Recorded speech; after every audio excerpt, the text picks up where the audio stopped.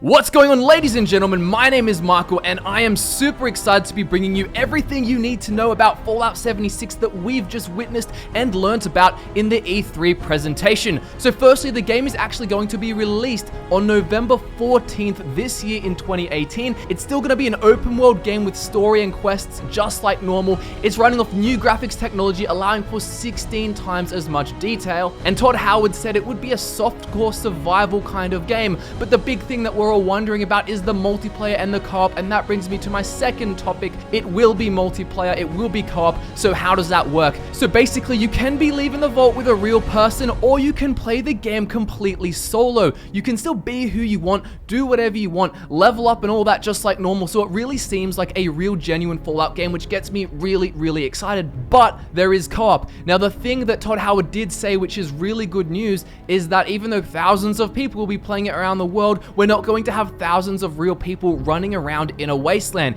He said there'd be a dozen or so players on the map, and very importantly, he said that this map will be about 4 times the size as Fallout 4. So if you only had, if I take this very literally, and you only had 12 people on a map 4 times the size of Fallout 4, then you would only have 3 actual players in a map as big as Fallout 4. So really, it's not like you're going to be running around in it like a big MMO with lots of people. The next thing to say is there is PvP.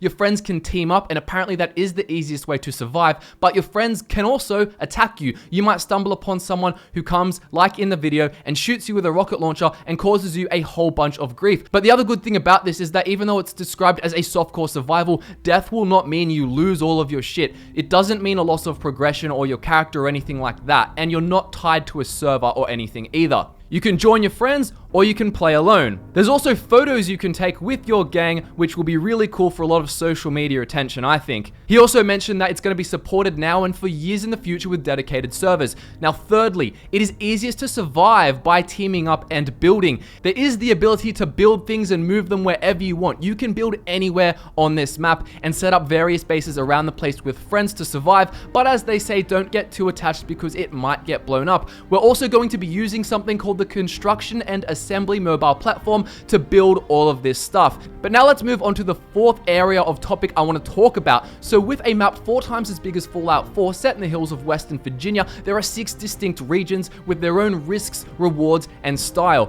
There's the Toxic Valley, the Forest, where it looks like Vault 76 is, the Ash Heap, Savage Divide, the Mire, and Cranberry Bog. Now, fifth, hidden out in these regions, there are actually nuclear sites in the map, and you can gather launch codes for these nuclear sites alone or with friends. It's probably a lot easier with friends, and then if you go in there and get the nukes ready, you can actually use them to blow up parts of the map. So it's seriously intense stuff, and it does change how the area that got nuked looks a lot. And from what we were told, you can then use this to your advantage to gather rarer and more valuable resources after the place has been nuked. Obviously, I think power armor is going to be very necessary, or at least a huge advantage, especially in the case of PvP, but also for going through these radiated areas after you blow them up, where there seem to be stronger and more irradiated mutated creatures. The sixth topic, there is going to be a beta for Fallout 76. Now, being online, it means there's probably going to be a lot of glitches, and understandably, Bethesda want us to go test them all out. They called it the Break It Early Test application.